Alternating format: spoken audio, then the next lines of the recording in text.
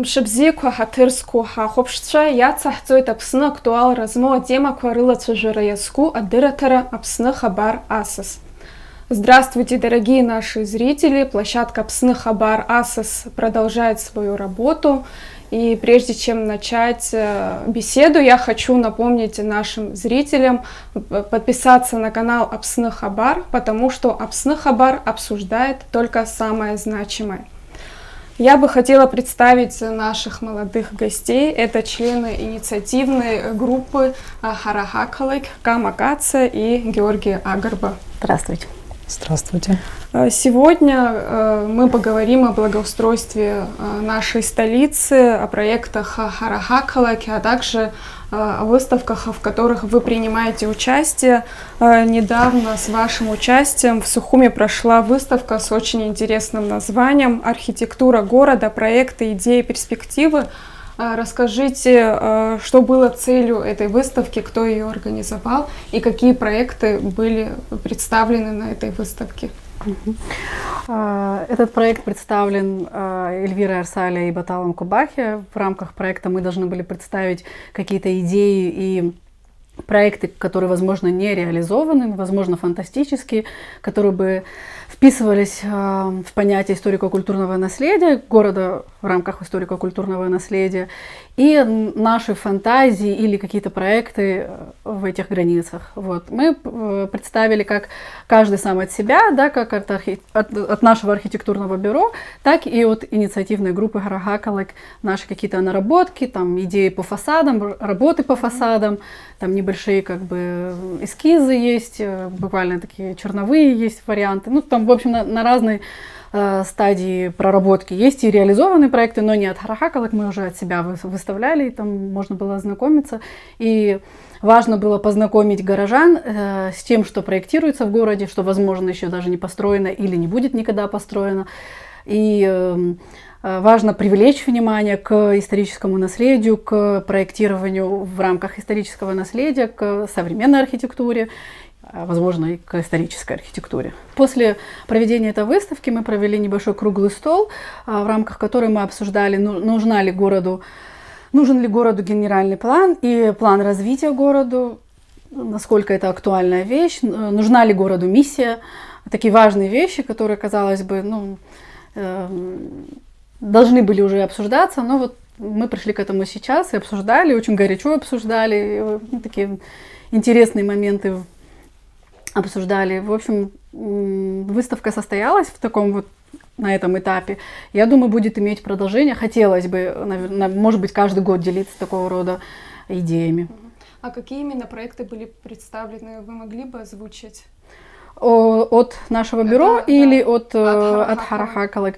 В рамках программы наших факультативных, скажем так, работ мы представили именно работы по реконструкции каких-то фасадов города, не очень сложных манипуляций с реконструкциями фасада города. Мы там предлагали несколько фасадов по набережной Махаджиров, фасад по проспекту Мира, фасад по улице Конфедератов, несколько фасадов по улице Конфедератов, потому что она почему-то незаслуженно заброшена, вот, хотя там очень красивая архитектура и очень много исторических фасадов. Вот мы как-то к ней хотели привлечь внимание и показать, насколько за уже таким сложившимся визуальным шумом красивые фасады и насколько там красивая архитектура внутри. Вот, это то, что мы представляли от нашей группы, от Харахакалык. А Кама или вы, Георгий, расскажите в целом о Харахакалык, как вообще, основная идея этой инициативной группы, которая включает архитекторов, дизайнеров, художников, журналистов города. Давай. Наша группа, в принципе, имеет своей целью образ нашей страны, нашего города, именно конкретно преобразить, может быть, во всех сферах, в сферах архитектуры, в сферах благоустройства, даже в сферах брендинга, допустим. В основном это у нас вроде как в форме благотворительности идет, то есть мы не делаем полноценные какие-то проекты порой, допустим, если речь идет о рубрике «Мой фасад».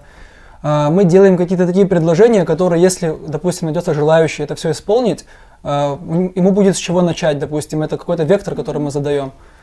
Вот. И наша группа вообще основалась после инцидента на Брехаловке, когда там была установлена конструкция очень спорной эстетики.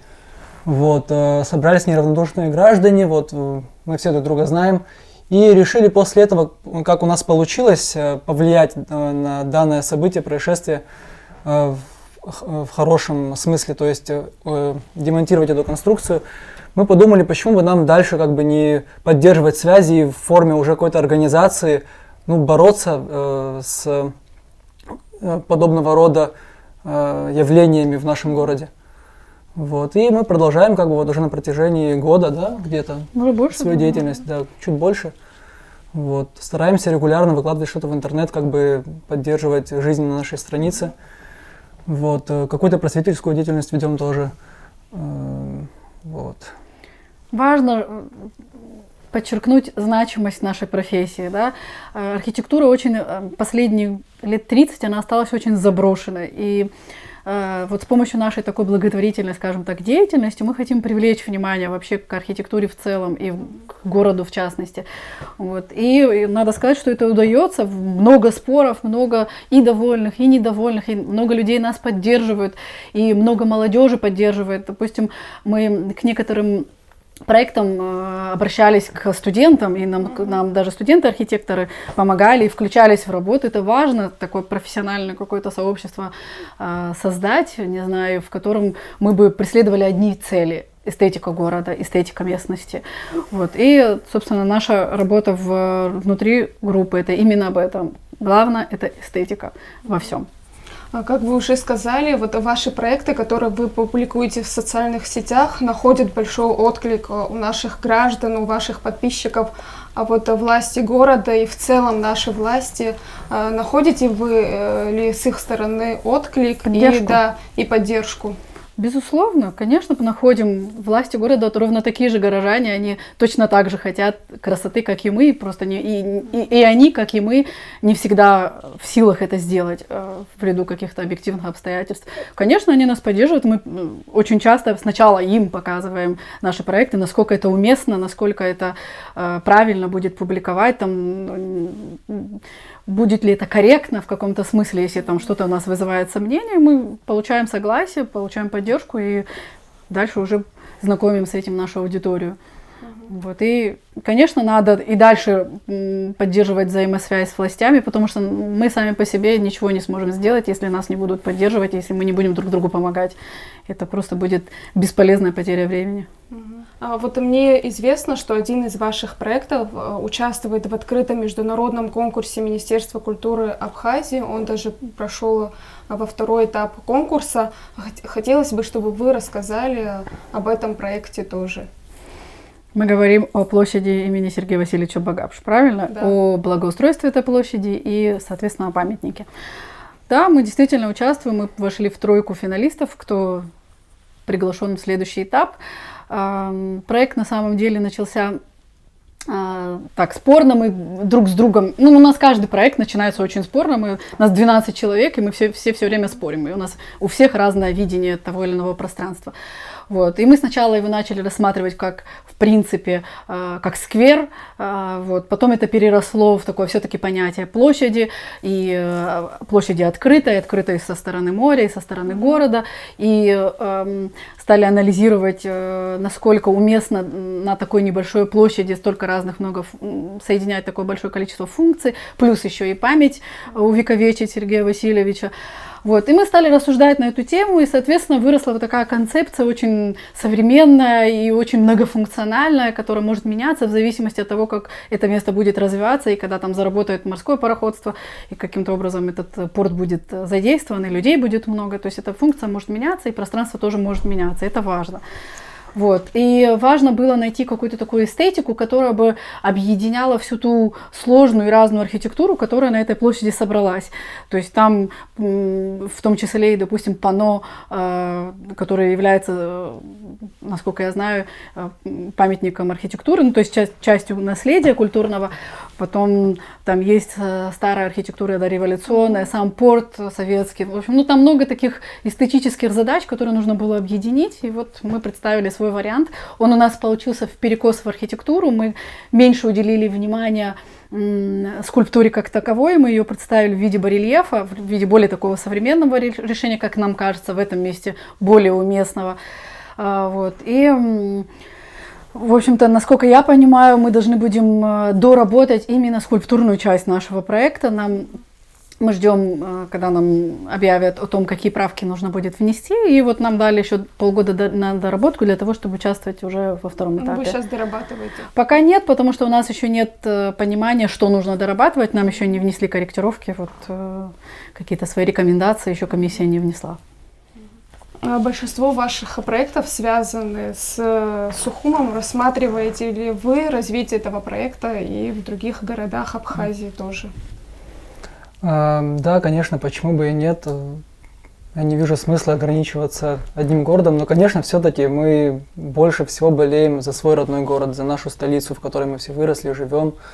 Вот, но большое желание, конечно, есть и в других городах какие-то проблемные места, допустим, облагородить и так далее. Безусловно, бывают мы будем... запросы с других городов? Бывают небольшие, но бывает. Да, вот и Очинчира присылала нам как-то запрос. Так, ну, небольшие совсем. Мы пока как бы этим не занимались, потому что это огромная энергоотдача. Надо находить время. Нас еще много человек, и нам надо все это друг с другом согласовывать и приходить к какому-то такому компромиссному, коллегиальному решению, которое там объединяет очень разные мнения иногда. Вот. И это достаточно энергозатратно, поэтому мы как бы пока очень аккуратно так рассматриваем проблемные зоны, те, которые нам доступны. И, как правило, это то, что как раз является источником раздражения для конкретного человека в данный момент.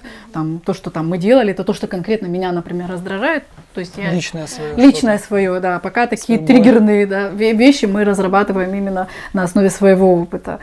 Вот. И, конечно, Сухум пока в приоритете. Хотелось бы добавить то, что действительно пока вот мы... в нашем городе вот все проблемные участки, которые лично нас задевают, не исправим, не благоустроим, не придем в порядок, нам как бы не хочется пока что выходить за пределы нашего города. У нас пока еще очень много работы вот именно в Сухуме, да. Пока, ну, непочатый край, можно сказать. Но можно периодически вкраплять что-то туда из других городов. Да, мы еще не добрались, например, до таких неосвоенных мест, как там Новый район, как Маяк, хотя у них гигантский потенциал, эстетический потенциал. Мы как-то в основном работаем с центром, с такими понятными нам районами, да, вот там, где мы в основном все живем. Вот. И, конечно, мы там на будущее планируем как раз непопулярные районы Сухума рассмотреть, посмотреть их потенциал, насколько возможно его раскрыть, именно эстетику этих мест, потому что у нас все места прекрасные, на самом деле, просто их надо немножко причесать. Понятно. А вот из других городов какие в основном бывают запросы? Общественные места. В основном это все касаемо общественных мест. Нет запроса, по крайней мере, пока, насколько я понимаю, не поступало запроса по поводу каких-то локальных там, строений, например. Да? Там, если по Сухуму нас часто спрашивают именно, что касается фасадов, такой запрос частый вот, в рамках нашей рубрики «Мой фасад», вот, то с других районов в основном это какие-то общественные места, помощь в организации какого-нибудь там условного экстерьерного места, я не знаю, там, ну разные такого рода средовые проекты в основном. А над какими проектами вы сейчас работаете? В данный момент мы разрабатываем проект небольшой реконструкции, реновации жилого дома. Пока что не скажу где, пускай это будет секретом и сюрпризом для наших подписчиков. Мы приводим в порядок фасад, как обычно, это в рамках рубрики «Мой фасад». И все, что можно заодно как бы сделать, мы все делаем. Допустим, мы хотим там предложить небольшое благоустройство двора, допустим, вот, и прилегающих там каких-то мест торговли и так далее. В общем, какой-то островок выбрать, и вот все, что можно там в рамках доступности, не знаю, в рамках каких-то небольших вложений реализовать, вот мы постараемся предложить. Если кто-то захочет, допустим, это делать, то будет с чего начать, как я уже выше говорил. Ну, мы стараемся как-то поддерживать единство всех проектов, которые мы воплощаем. То есть они между собой все сочетаются. То есть понимаем, что будучи реализованными в разных частях города, они все объединены какой-то общей такой эстетикой, то, что называется городским стилем. Одна из участниц Харахак, Мария Айба, имеет непосредственное отношение к Апсны Хабар. Она разрабатывала наш брендбук, он уже работает. И, пользуясь моментом, мы хотели бы сказать ей огромное спасибо, пожелать ей удачи.